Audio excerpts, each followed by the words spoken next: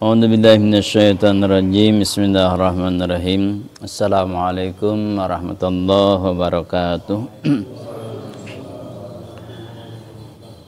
Alhamdulillah ala kulli ni'amillah kama an'amna bi ni'matid din wa huwa afdalul hidayah. Asyhadu an la ilaha illallah wahdahu wa asyhadu anna Muhammadan abduhu wa rasuluh.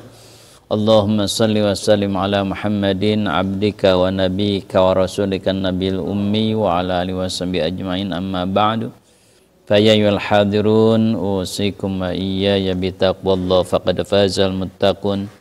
Kama qala Allah fi Qur'anil azim. A'udzu billahi samii'il 'alim minasyaitonir rajim. Bismillahirrahmanirrahim. Wa may yattaqillaha yaj'al lahu makhraja wa yarzuqhu min haitsu la yahtasib. Al-ayah. Alhamdulillah tahdits bi nikmah, puja dan puji serta syukur kita panjatkan kepada Allah yang masih memberikan kesempatan kepada kita untuk melaksanakan sebagian kewajiban kita, yaitu mencari ilmu. Karena Allah sudah menjamin orang-orang yang beriman dan orang yang berilmu ditinggikan oleh Allah derajatnya, kan gitu ya. Beberapa derajat yang orang-orang yang beriman dan berilmu oleh Allah akan ditinggikan derajatnya. Dan jelas salah satu ciri orang yang bertakwa adalah cinta terhadap ilmu. Ya. Kalau kita sudah diberikan hati itu cinta terhadap ilmu, bagaimanapun, kapanpun, bagaimanapun keadaannya, kapanpun waktunya, kejar ilmu itu ya. Nah, sebagian daripada kebahagiaan ketika kita mendapatkan miftahul jannah, mendapatkan kuncinya surga. Nah, jadi kalau kita punya hal yang akan kita bahas, berarti kita sudah punya kuncinya surga atau miftahul jannah. Sebetulnya miftahul jannah itu kalau diringkaskan itu hanya satu, yaitu kalimat tauhid. Kalimah tauhid, kalimah mengesahkan Allah, yaitu la ilaha illallah. Ketika kita benar memegang la ilaha illallah, baik ucapan, hati, perilaku seperti la ilaha illallah, pasti itu kunci utama masuk surga. Jadi kuncinya surga itu kalimatut tauhid. Nah, kalimatut tauhid juga disebut kalimatul ikhlas, kalimah keikhlasan, memurnikan keesaan Allah. Juga disebut kalimatut tauhid atau kalimatun najah. Yang ketiga disebut juga kalimatun najah, artinya kalimah yang akan menyelamatkan kita. Nah, yaitu la ilaha illallah. Kata ulama, la ilaha illallah itu ada 12 huruf. La ilaha illallah itu ada 12 huruf, sehingga kalau kita misalkan satu huruf saja gagal, tidak benar, maka celakalah. Maka itulah penyebab kata sepuh-sepuh kita, kalau kita tidak benar yang 12 ini, maka cilaka 12 gitu. Nah, inilah asal usul cilaka 12. Jadi tauhid itu cilaka 12 itu la ilaha illallahnya tidak benar gitu. Nah, itu cilaka 12. Artinya kan ketika orang tua kita menyebutkan, wah ya mah cilaka 12, jadi cilakaan pang gede-gedena, wah moal aya deui kan gitu. Wah ya mengecilaka 12, ya panuntungan gitu. Jadi terakhir, kenapa cilaka 12? Nah, dari lafaz la ilaha illallah hakikatnya. Apa sih la ilaha illallah teh?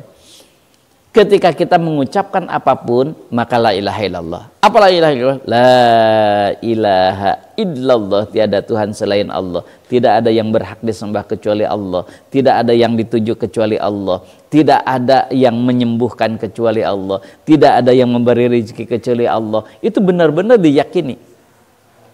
Cirinya orang yang sudah tauhid, Oke, gini misalkan. Setiap orang di dunia itu pasti diuji, nggak mungkin tidak diuji. Contoh misalkan ada seseorang diuji, sedang kekurangan rezekinya, tiba-tiba misalkan keluarganya harus ke rumah sakit dan harus mengeluarkan biaya, dan harus ada pada saat ini 5 juta misalkan. Kita kan tauhid kepada Allah, la ilaha illallah, tidak ada yang memberi solusi kecuali Allah, tidak ada yang memberi rezeki kecuali Allah. Kita tauhid. Oke lah, kita datanglah kepada sahabat, menelepon kepada sahabat, tolonglah aku minjam uang 5 juta. Untuk apa? Ini ada keluarga yang sakit, harus dibawa ke rumah sakit sekarang. Saya sudah sedang tidak ada uang. Nah, kalau kita minta tolong terhadap teman sahabat barusan nelpon minta minjem, itu tauhid nggak? Tauhid nggak?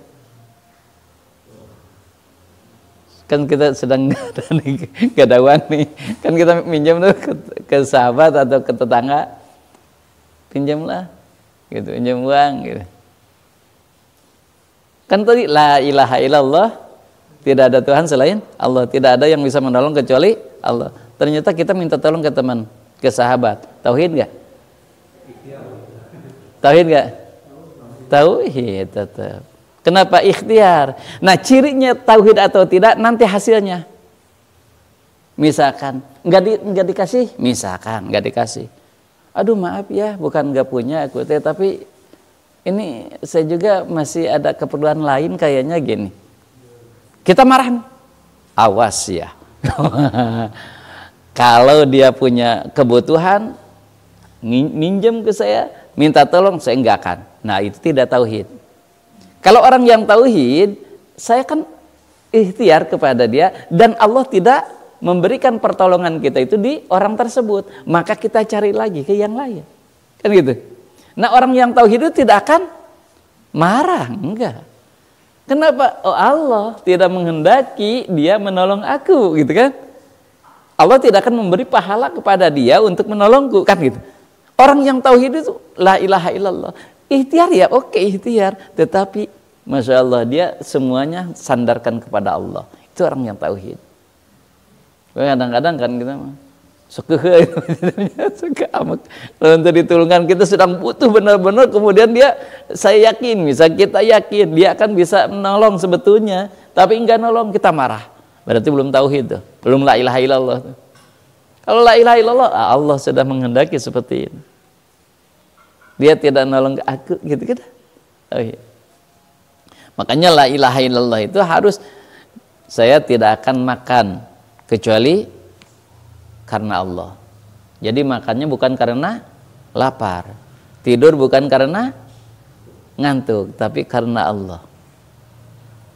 Gimana caranya? Ya Allah, likulli syai'in haqqun, kata Rasul, segala sesuatu ada haknya, badan juga ada haknya. Ini sudah lapar, saya makan ya Allah, itu ada haknya. Saya sudah ngantuk ya Allah, berarti katamu ya Allah, segala sesuatu ada haknya. Saya refresh dulu, tidur. Makanya doa mau tidur itu gimana? Allahumma aslamtu nafsi ilaika. Untung Allah bismika wa ayatul lain bismika wa. Sekali TK bismika, ya ayo tepika. Dari dulu tepika. Aduh Gusti. Istiqomah. Allahumma aslamtu nafsi ilaika ya Allah, aku pasrahkan diriku kepadamu ya Allah. Kenapa? Karena aku sekarang setelah tidur tidak ada bisa ikhtiar, tidak bisa memberikan syariat, itu total mengandalkanmu ya Allah. Kan sedang tidur kita tidak bisa ikhtiar, nggak bisa usaha sendiri itu. Kalau ada ular misalkan matuk, kita nggak bisa apa-apa dari sedang tidur. Makanya Allahumma aslamtu nafsi ilaika wa fawadtu amri ilaika, dan aku fawad itu pasrahkan. Aku pasrahkan diriku kepadamu ya Allah. Wa fawwadtu amri ilaika. Waja'tu dhahri ilaika, dan aku rebahkan punggungku gitu ya. Aku rebahkan punggungku karenamu ya Allah. Gitu. Ragbatan wa rahbatan ilaika. Senang, suka, duka, ini semuanya darimu ya Allah. Tauhid sekali tuh. La maja'a wa la manja illa ilaika gitu. Tidak ada tempat berlindung, tidak ada tempat kembali hanya kepadamu ya Allah. Allahumma amantu bi kitabika alladzi anzalta. Ya Allah, aku iman kepada kitab yang engkau turunkan, termasuk catatan-catatan apa saja yang engkau turunkan untukku. Gitu. Wa bi nabiyyika alladzi arsalta, dan kepada nabi yang engkau utus, aku iman ya Allah. Gitu. Tong bismika wae atuh coba. Asa panjang teuing pada gitu. Apa sih? Hadisnya banyak sebetulnya hadis. Tapi kalau kita mah kalau misalkan yang tidak seperti yang kita baca, kita tidak tahu, ini aliran apa ini? Padahal hadis itu banyak kan gitu ya. Makanya kalau kita tidak tahu, jangan dulu menyalahkan orang lain gitu ya. Dalam segala hal gitu ya. Nah, jadi la ilaha illallah itu kunci. Nah, yang 12 itu apa? Yang tadi la ilaha illallah, kuncinya la ilaha illallah. Maka dari la ilaha illallah itu ada 6 yang dohir, yang harus benar-benar kita pegang, itu menjadi kuncinya surga. Dan yang batin ada 6. Jadi yang dohirnya ada 6, kunci surga itu yang batin ada 6. Dikumpulkan semuanya dalam lafaz la ilaha illallah. Jadi kalau tidak la ilaha illallah, yang 6 ini juga celaka, yang 12 ini juga celaka gitu. Maka harus la ilaha illallah. Jadi semuanya la ilaha illallah. Nah, yang 6 yang dohir itu apa sih? Nah, sebelumnya kata Rasul, man qala la ilaha illallah salasa marratin fi yaumihi kanat lahu kaffaratun likulli dzambin.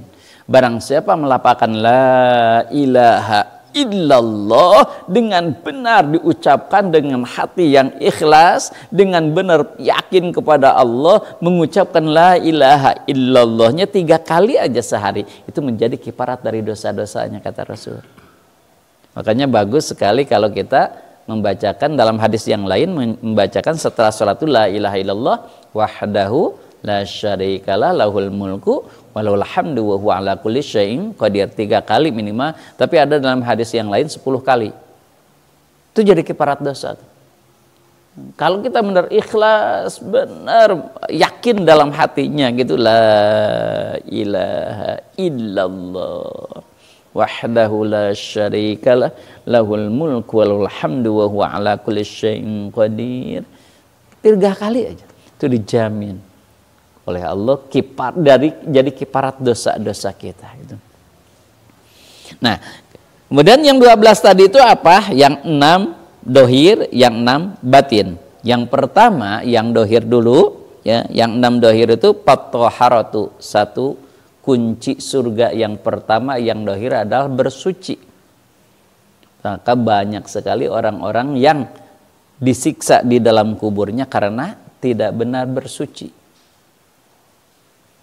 Tidak benar bersucinya, baik itu mensuci pakaian, mensuci setelah buang air besar, buang air kecil, atau apa saja, atau misalkan sudah hadas besar. Bersuci itu kan bersuci dari hadas dan bersuci dari najis. Nah, najis itu kufur, itu kan najis. Kelakuan setan itu najis. Ya? Kan kita contoh misalkan innamal khamru wal maisiru rijsun min amalis syaitan, najis itu pekerjaan. Jadi yang disebut najis itu bukan hanya najis dohir gitu. Pekerjaan setan itu najis, maka kita harus sucikan, harus bersihkan. Jadi bersuci dari dohir, dari hadas, kemudian dari najis, kemudian dari noda-noda pekerjaan-pekerjaan yang sia-sia seperti pekerjaan syaitan, pekerjaan hewani, itu sucikan. Termasuk mensucikan dari kemusyrikan. Itu toharoh namanya. Jadi kita tidak musyrik misalnya. Kalau yang masih musyrik berarti belum taharah. Makanya ketika kita mau sholat, coba kita harus bersuci dulu. Enggak sah sholatnya ketika kita tidak bersuci. Maka sucikan batinnya, sucikan dohirnya. Ini banyak sekali ya yang kurang bisa mensucikan dari najis aja lah gitu. Banyak sekali misalkan gini, punten. Ini contoh ya. Misalkan kita ini buang air kecil, ambil air, dicerulukan gusap satu sama satu aja gini misalkan, itu bolak-balik najisnya. Seharusnya yang satu ngambil air, yang satu membersihkan gitu. Gitu. Jangan ambil air gini gue cerah dikitukeun gitu.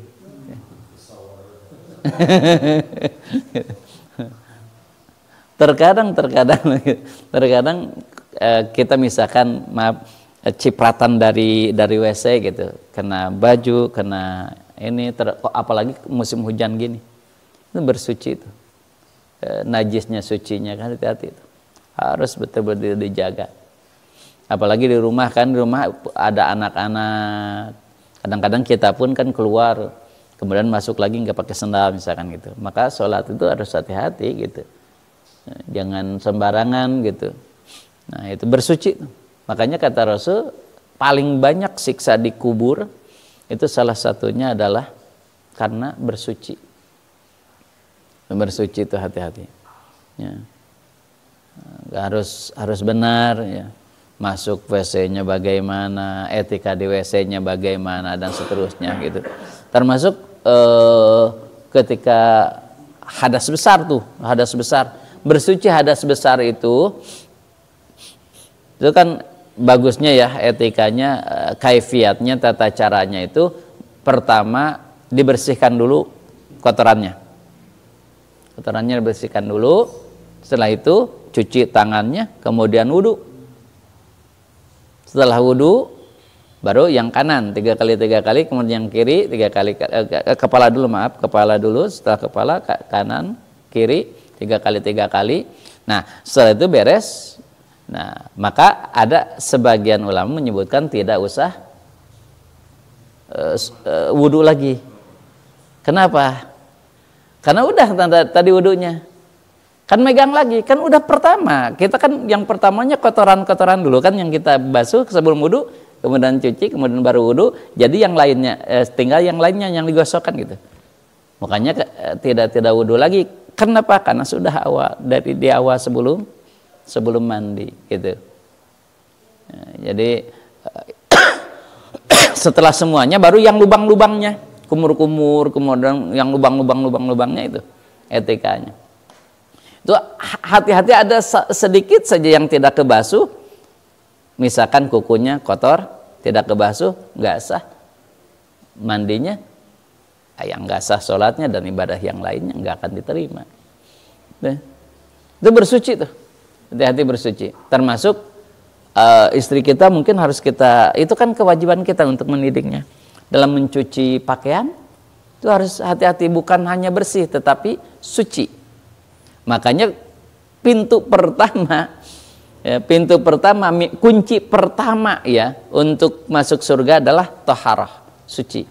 Termasuk mensucikan batin kita, mensucikan hati kita. Gitu. Taharah ya. Yang kedua sholat, jelas ya, karena sholat imaduddin, as-sholatu imaduddin. Sholat itu jangan ngalalawarakeun lah gitu ya, menyepelekan sholat. Gini aja logikanya, ketika kita punya yang dicintai atau yang disenangi oleh kita atau yang disegani oleh kita, kemudian memanggil kita, berani nggak kita itu membiarkan tidak mengangkatnya? Gak berani, jangan dipecat. Takut marah, takut apa. Nah Allah pun gitu, kalau kita cinta atau kita segan, kita ajri kepada Allah, ketika Allah memanggil bakal seperti itu. Tapi kita mah Masya Allah ya Karim, sekarang kita tuh ya untuk telepon mah coba di tengah jalan sedang nyupir, sedang naik motor, ada telepon langsung diangkat gitu, nyawa pun diabaikan gitu karena telepon, padahal belum tentu pentingnya. Tapi ke Allah mah enggak gitu ya, ngong adan wah cuek gitu. Beda ya gitu. Padahal Masya Allah ya Karim, seharusnya gitu ya, sholat itu tihangnya agama ya. Makanya yang kedua sholat, hati-hati sholat, itu munajatnya kita. Itu bukan hanya kewajiban, sekali lagi, sholat itu bukan hanya kewajiban, tapi kebutuhan. Kenapa kebutuhan? Karena sholat itu munajat kepada Allah. Para nabi diijabah doanya ketika sholat. Dan ketika dia memiliki hajat, maka sholatlah. Dan Nabi pun menyuruh seperti itu. Itu kebutuhan. Jelas kita akan bahagia, akan senang, akan sukses ketika sholatnya benar. Ketika sholatnya khusyuk. Qad aflahal mu'minun alladzina hum fi sholatihim khasyi'un. Pertama, kunci kebahagiaan, kesuksesan adalah sholat. Makanya amanahkan kepada keluarga dimanapun, kapanpun sholat. Bapak amanah sholat. Nabi mau wafat pun as-salah. Salah satu yang diwasiatkan adalah sholat. Kenapa? Karena saking pentingnya. Dua, kuncinya yang kedua adalah sholat. Yang ketiga zakat. Banyak orang yang menganggap bahwa merasa cukup dengan zakat fitrah gitu ya. Padahal zakat itu kan ada berapa zakat tuh? Dua ya. Zakat fitrah dan zakat mal. Kalau zakat mal ada berapa? 4 ya. Satu zakat nukud. Nukud itu emas, perak, intan, berlian, uang termasuk tuh. Ya. Nukud itu barang berharga gitulah, atau batu mulia ya gitu. Padahal batu mulia ya gitulah, batu mulia gitu. Dulu kan cincin tuh batu akik ya, dulu itu sempat mahal gitu. Kalau ketika mahal gitu itu bisa jadi harus zakat tuh. Dulu kan sempat mahal ya. Mahal gitu. Batu-batu mulia itu wajib di zakatan tuh. Wajib di zakatan. Zakatnya berapa? Kalau emas berapa sih? Berapa? 96 ya, 96 gram. 86 gram. Itu enggak ada di kita sih, itu hanya hitungan-hitungan kita ya. Sebetulnya kan di Arab itu dinar atau dirham ya. Dulu itu berapa miskal ya, 20 miskal. Di kita di sekitar 86 gram lah gitu. Sama uang juga, uang itu 20 dinar atau 20 dirham. 200 dirham. Itu sudah wajib di zakatan. Itu nukud namanya. Jadi kalau uang yang diam, kita punya uang diam, atau ukurannya mah samalah seperti tadi 86 gramen lah gitu. Kalau 86 gram berarti berapa tuh uangnya? Sekarang 1 juta segram berarti 86 juta ya. Jadi kalau kita punya uang di deposit atau di tabungan udah 86 juta, itu tiap tahun harus zakat. 2,5% sama. Nah, udah nisab tuh. Kapan? Hawa setiap tahun. Kadang-kadang uang mah jarang di zakatan. Gitu. Nah, sebagian ulama menyebutkan profesi itu termasuk nukud. Profesi, gitu. Profesi. Yang gini aja lah. Kalau kita gajinya berarti gajinya kalau 86 dibagi 12 berapa tuh? 86 bagi 12 berapa? 7 juta ya? Berarti 7 juta setiap sebulannya, kalau gaji udah 7 jutaan berarti sudah wajib zakat tuh. Kalau 4 juta berarti belum. Gimana tuh membersihkannya? Dengan sedekah saja cukup. Gitu. Kalau sedekah tidak diatur berapa persennya. Gitu. Kalau udah 7 juta sebulannya gitu. Mau per bulan atau per tahun mah enggak, silahkan. Kenapa? Konsumsi. Oh. Kalau menurut Quraisy Shihab itu tidak tidak dikurangi dengan kebutuhan dulu. Kalau dikurangi dengan kebutuhan akan habis. Memang ulama-ulama fikih menyebutkan kalau misalkan kalau dipotong dengan kebutuhan dulu nggak akan mungkin ada yang zakat.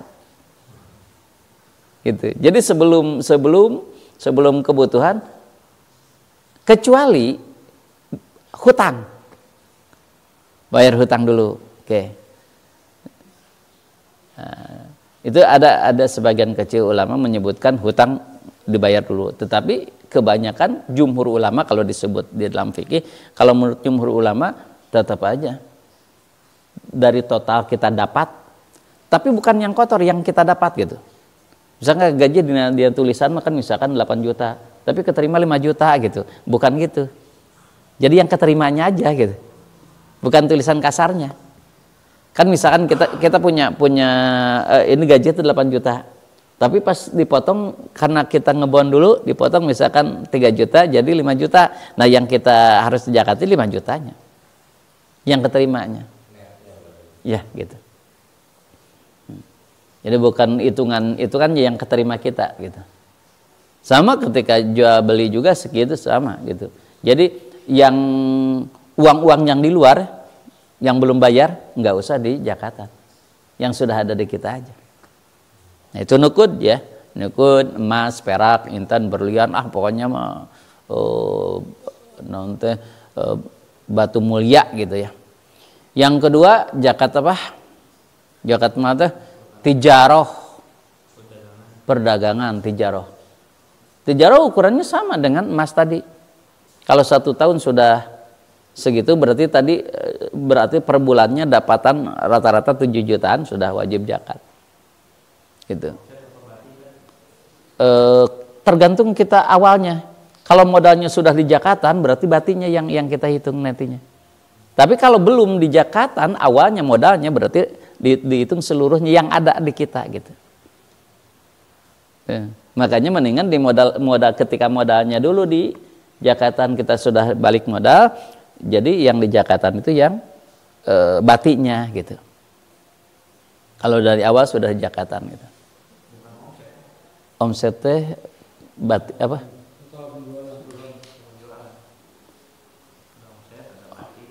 Oh, ya kalau tadi modal ketika modalnya di zakatan dulu mah iya. Nanti hasilnya, nanti batinya dari hasil batinya itu di yang dijakati. Itu.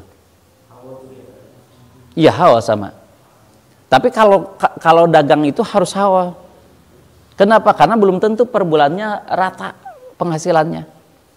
Beda dengan gaji. Kalau gaji kan biasa rata lah gitu, segitu aja gitu. Itu bisa per bulan. Tapi kalau dagang enggak. Jadi dihitungnya nanti per tahun, haul. Termasuk tani ya, tani kan penghasilannya belum tentu. Itu tijarah yang ketiganya tadi ziraah ya. Ziraah itu tani ya. Ketika tani, hanya tani itu dalam fikih itu lebih besar zakatnya tuh ada 5%, ada 10%. Tergantung modal kita. Airnya dibiayai enggak oleh kita gitu. Membiayai air enggak gitu. Kalau kita airnya itu beli gitu, membiayai air gitu, maka 5%. Kalau dulu kan nggak dihitung pupuk ya. Mungkin sekarang itu termasuk air ya kalau kita analogikan ya gitu. Itu berarti 5% gitu. Karena diambil oleh pupuk, kan dulu emang nggak pakai pupuk, air itu yang paling utama itu modalnya. Sekarang kan ada pupuk, ada apalah gitu ya.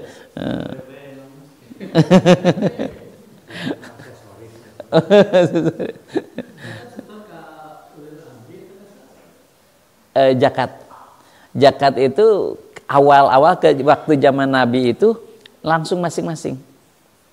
Ketika zaman Abu Bakar baru diadakan Baitul Mal. Adanya zakat dikumpulkan oleh pemerintah waktu zaman Abu Bakar. Zaman Nabi enggak di apa enggak ada lembaganya gitu.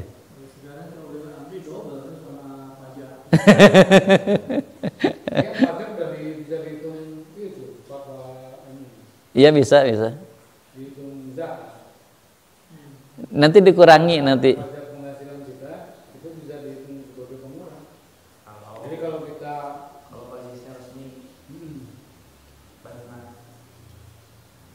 Bisa dihitung, itu bisa.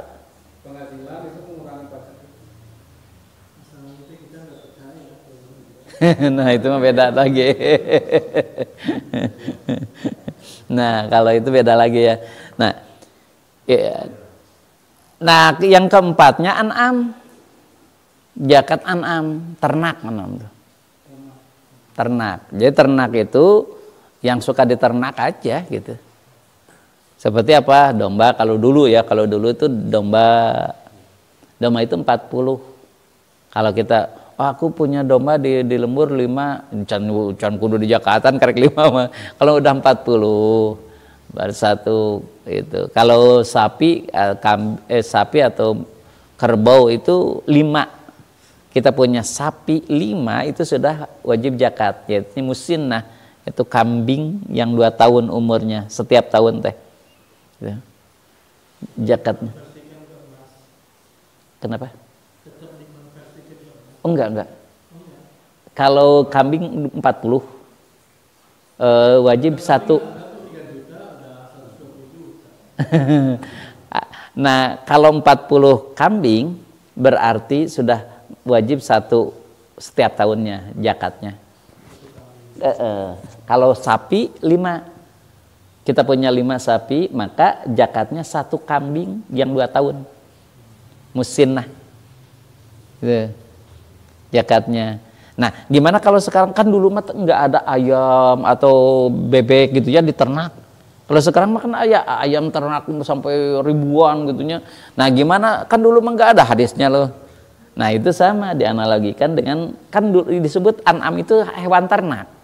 Dulu mah kan nggak ada yang di hadis, waktu di dalam hadis mah ayam tuh diternak. Jadi taya zakatan. Oh, dari hadis nage berarti ayam itu di zakatan. Oh, itu bisa gitu. Tetap aja. Maka hitungannya tadi sekitar 40 kambingan. Ayam kalau sudah harga 40 kambingan berarti sudah wajib zakat gitulah. Atau zakatnya diambil dari tijarohnya. Jual belinya gitu. Nanti diambilnya gitu. Bisa jadi gitu ya. Nah, jadi zakat itu membersihkan, mensucikan. Nah, yang ketiganya saum. Keempatnya saum. Saum keempatnya saum itu mensucikan, membersihkannya.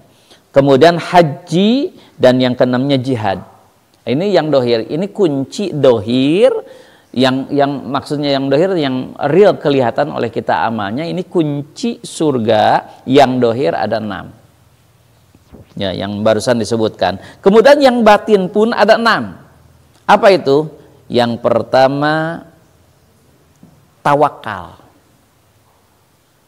Jadi kunci surga itu harus tawakal. Tawakal itu bahasa Sunda ya, sing tawakal.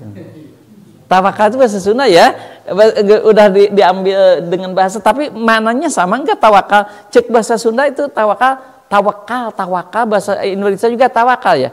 Kalau bahasa Indonesia tawakal itu artinya apa sih?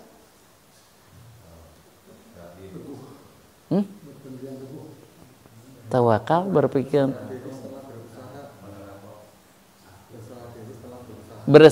berserah diri setelah berusaha ya. Tawakal, oke. Kita definisikan aja lah. Tawakal menurut aslinya definisi tawakal itu sikotul qalbi bil wakil al-haq. Sikotul qalbi, percayanya hati terhadap yang kita serahkan urusan kita kepadanya. Kan kita mewakilkan kepada seseorang. Nah, kita percaya, hati kita sepenuhnya percaya kepada orang yang kita suruh, gitu. Yang jadi wakil kita. Nah, itu tawakal namanya. Kita nyuruh ke seseorang, tolonglah beliin aku mobil. Mereknya apa? Oh ini A. Pokoknya lah terserah kamu lah, herek kumaha ge hargana naon serahkan sok rek gitu. Nah, itu tawakal namanya. Sikotul qalbi alal bil wakil gitu. Percayanya hati penuh, dalam hati itu percaya, nggak ragu.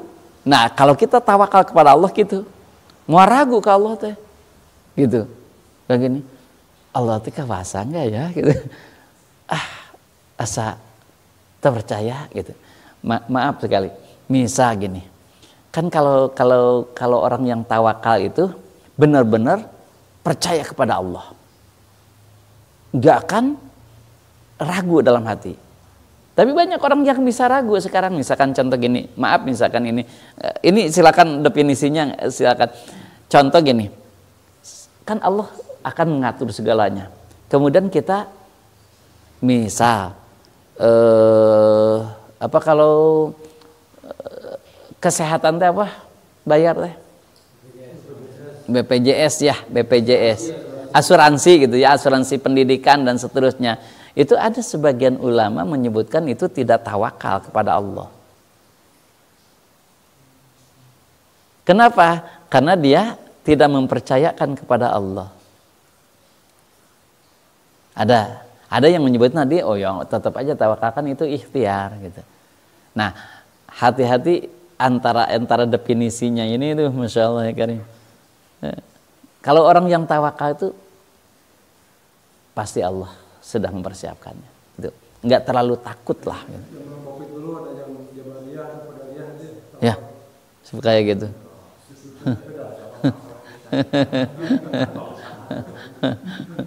Nah, gini, kalau kita misalkan belum tentu terjadinya, kita sudah menyiapkan, itu hati-hati nggak tawakal. Kalau COVID itu udah jelas terjadi musibahnya, itu harus ada ikhtiar jelas.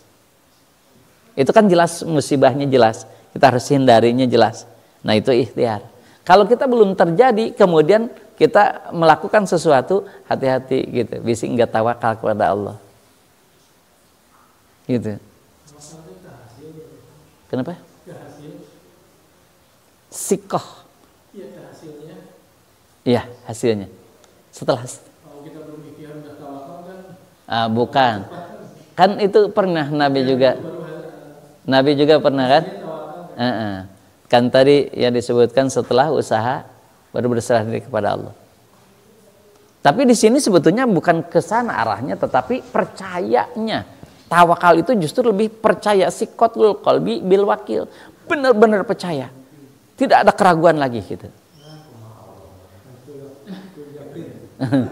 Percaya ke Allah gitu. Percaya ke Allah pasti akan hasil. Gitu. Percaya pasti bakal hasil gitu. Kita maka lihat kata Nabi, makhluk yang paling tawakal apa? Manuk. Kenapa? Dia itu kosong dan dia tidak tahu, yang penting pergi aja dia. Pergi mencari makanan. Pulang kenyang. Kenapa? Enggak disimpan, enggak bawa. Kenapa? Tawakal. Besok cari lagi aja. Ucingnya. Tawakal gitu ucing. Ucing mah rakus.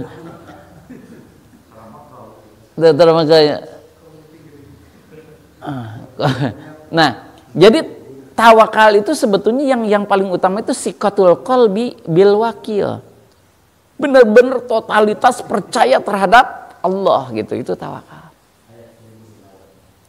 Burung kan gitu, pergi besok nggak bawa, usaha lagi aja. Makanya lihat Nabi, ketika sholat asar, ada hari ini uangnya lebih dari kebutuhan pokok pada hari ini, pas setelah sholat asar langsung disodakohkan. Kenapa? Besok kumaha Allah, yang penting ikhtiar gitu. Pasti Allah ada memberikan lagi, disodakohkan. Misalkan kita misalkan sekarang pas gajian tanggal 2, pas tanggal 2 mau gajian, uang masih banyak nih, sodakohkan, karena mau gajian lagi gitu. Tawakal, cukup insya Allah gitu. Kalau kita tawakal.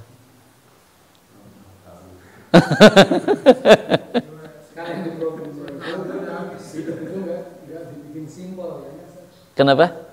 Hidup itu nggak dibikin simpel. Iya gitu. Lawannya kan itu. Jadi sikah itu tawakal. Ya kalau kita misalkan menyuruh kepada orang untuk membeli sesuatu tapi ragu, saya buah-buah harga sekian tapi disebutkan sekian kan, nah itu enggak tawakal tuh namanya. Dia nyuruh. Nah, makanya orang yang tawakal itu gampangnya gini lah Pak Taufik, gampangnya kata ulama, gampangnya gini. Orang yang tawakal itu gampangnya ya. Ini supaya kebayang aja. Bukan ini contohnya, maksudnya bukan. Ini mah haus.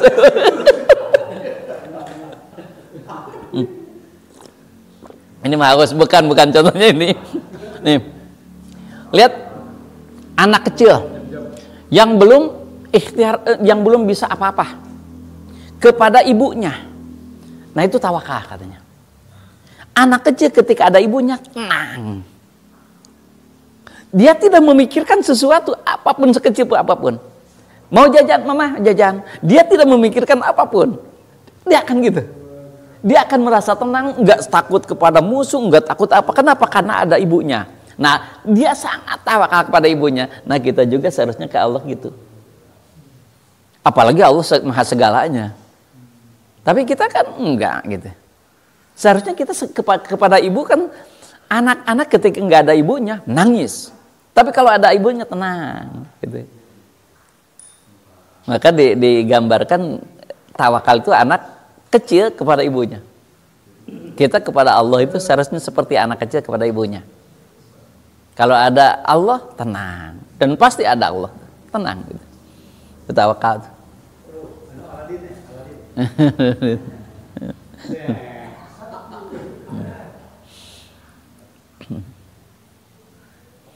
Nah, kata Uwais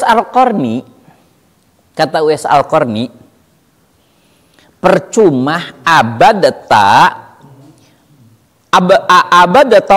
ibadata ahli samawati wal ard la yaqbalullah. Percuma kalian ibadah seperti ibadahnya ahli langit dan ahli bumi, ibadah benar-benar itu semuanya tidak akan diterima oleh Allah hatta takuna aminan bima takafallah, sampai kamu merasa aman dengan takapulnya Allah. Takapul itu apa? Kemarin tuh pada ngomong takapul itu pohon deh.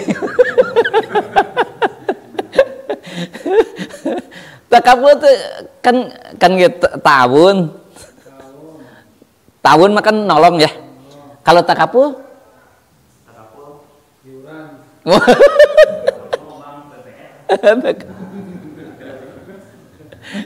nah tahun itu mah. Kalau takapul itu dihandle gitu. Geus lah kurang ditraktir kabeh. Sanes ditalangan di pangmayarkeun we gitu. Gitu. Ditanggung gitulah, ditakapul, ditanggung.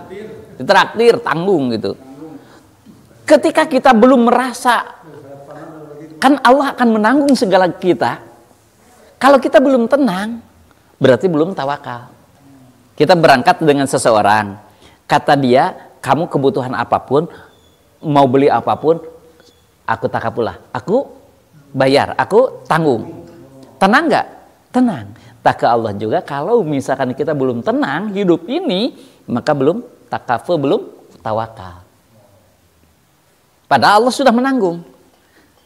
Nah, kata W.S. Al-Qarni, percuma ibadah apapun sebanyak yang ada di langit, makhluk yang ada di langit, makhluk yang di bumi, kalau tidak percaya, tidak merasa percaya terhadap takaful Allah kepada kalian.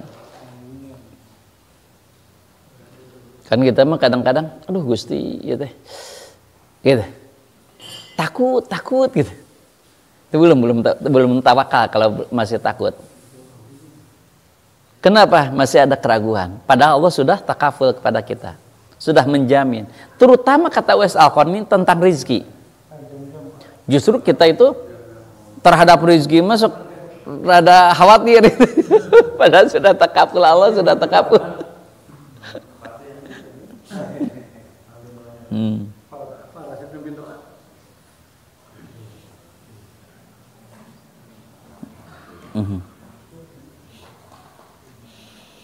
Yang kedua tentang batin ya. Tafwid. Yang kedua adalah tafwid. Tadi wa ufawwidu amri ilallah. Aku pasrahkan semua urusanku kepada Allah. Tafwid itu. Ketika kita sudah tafwid, sudah pasrah berserah, mangga total. Ini hampir sama dengan tawakal tadi. Kalau tafwid itu sudah tafwid, sudah berserah, mangga Gusti gitu. Wa fawwidu amri ilallah. Udah la haula wala quwata illa billah gitu. Itu tafwid. Jadi tafwid itu la haula wala quwata illa billah, tidak ada daya, tidak ada upaya kecuali pertolonganmu ya Allah. Aku bisa ngaji seperti ini pertolonganmu ya Allah. Kalau tidak digerakkan hati ini, tidak akan mungkin bisa ngaji. Nah, jadi ini kalau tidak ada yang ini 12 ini, maka tadi celaka 12 teh ya.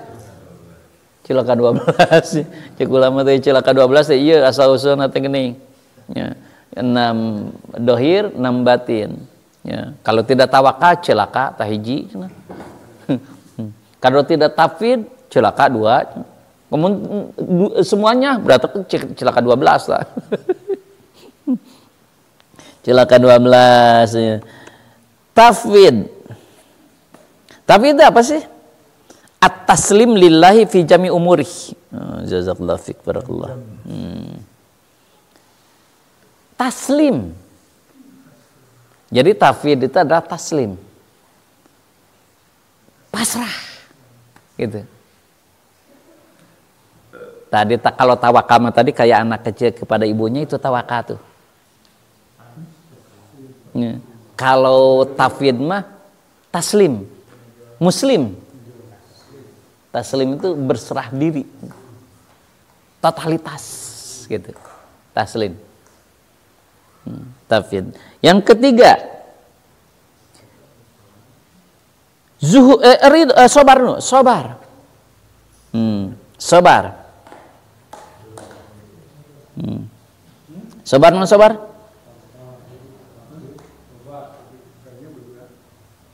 Nah, dari sabar. Itu bahasa sabar nggak bahasa orang.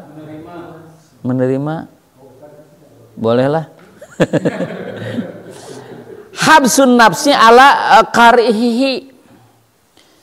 Bisa menahan diri dari sesuatu yang dia tidak sukai.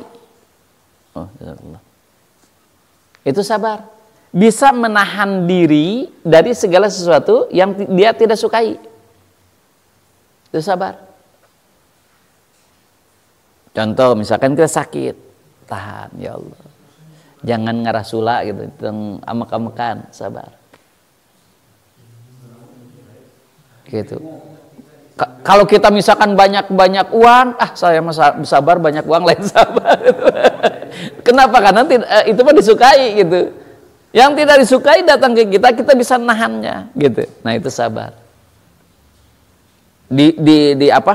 Dicaci maki oleh orang lain kan nggak disukai oleh kita, tahan. Nah, itu sabar. Ya, nggak sabar berarti itu. Kalau orang sabar tahan, nah, itu sabar. Makanya boleh nggak kita mengadu kepada makhluk? Tujuannya apa? Dan kira-kira dia akan bisa menolong nggak gitu? Kita kira-kira, oh insya Allah lah kalau saya curhat ke dia, mudah-mudahan dia memberi solusi lah. Itu boleh. Iya, karek kemungkinan gitulah. Asumsi kita, dia insya Allah bisa. Padahal belum tentu kan gitu. Baru asumsi kita ngobrol, ternyata enggak apa-apa. Yang penting kita asumsi pasti. Ulah ngobrol naon atunya. Sehingga ada kita misalkan ke rumah sakit, diobrol-obrolkan saya sakit kemarin gini-gini, habis sekian gini-gini. Nah, janganlah. Gitu. Untuk apa sih curhatan gitu? Apalagi ke media sosial banyak sekali ya, ratusan ribuan yang baca. Nah, sabar. 1, 2, 3, 4. 4 ridho. Ridho. Nah, ridho. Ridho itu ginal qalbi bima qasama. Atau ridho itu tarkus sukhti. Ini. Apa yang disebut dengan ridho? Ginal qalbi bima qasama. Dia merasa tenang hati apa saja yang diberikan oleh Allah. Dia diberikan oleh Allah manis, pahit, tenang. Kenapa? Karena percaya tadi, tawakal kepada Allah tuh ya. Kalau qanaah kemarin bahasannya udah, nanti bolehlah. Sekarang kita akan bahas lagi.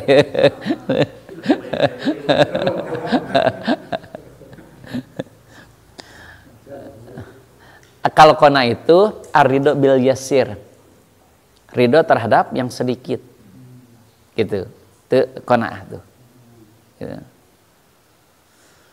Kalau belum ridho terhadap yang sedikit belum qanaah.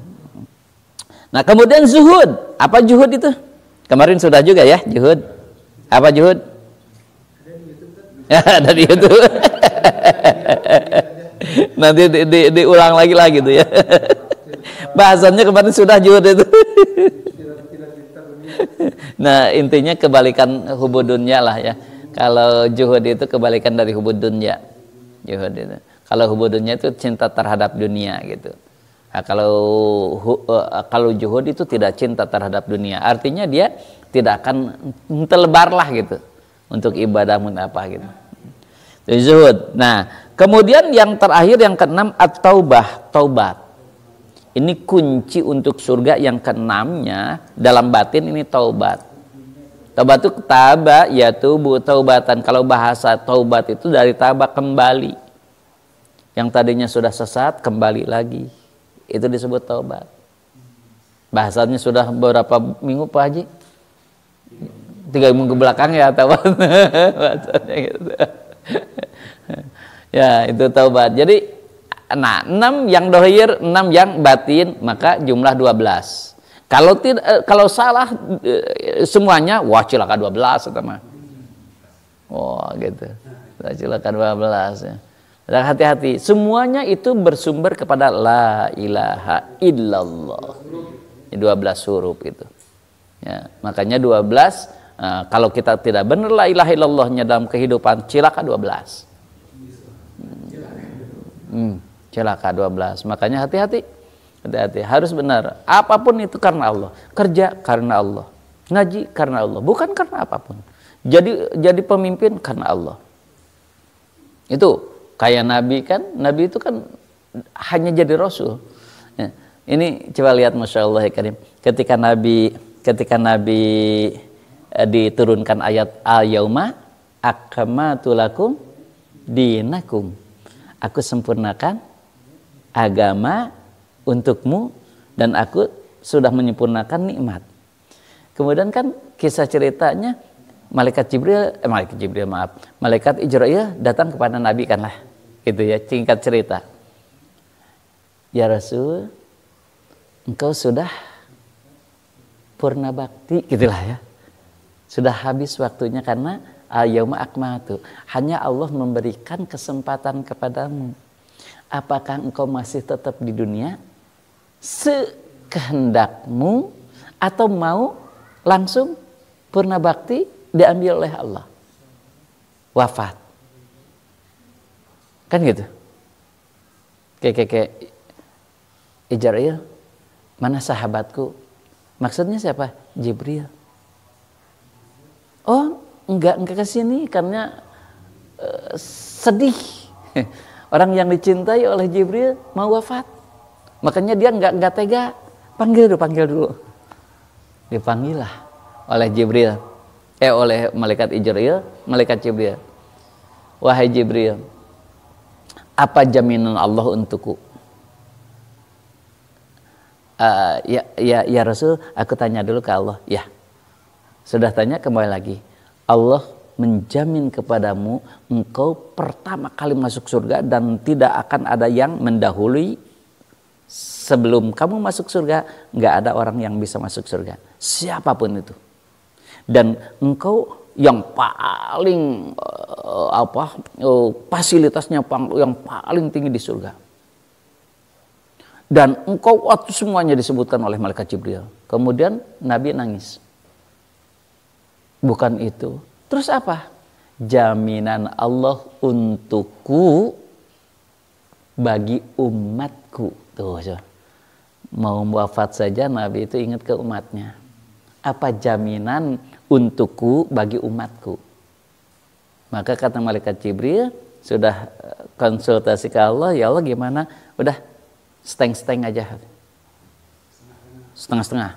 Setengah ke surga, setengah ke neraka. Nabi nangis juga. Ya Jibril, bilangin ke Allah, setengah umatku itu banyak sekali. Kalau setengah ke surga, setengah ke neraka, Masya Allah ya Karim. Udah tuh. Kembali lagi, ya Allah katanya jangan. Udahlah, 1/3, 2/3. 1/3 ke neraka, 2/3 ke surga. Oh, Masya Allah ya Karim ya.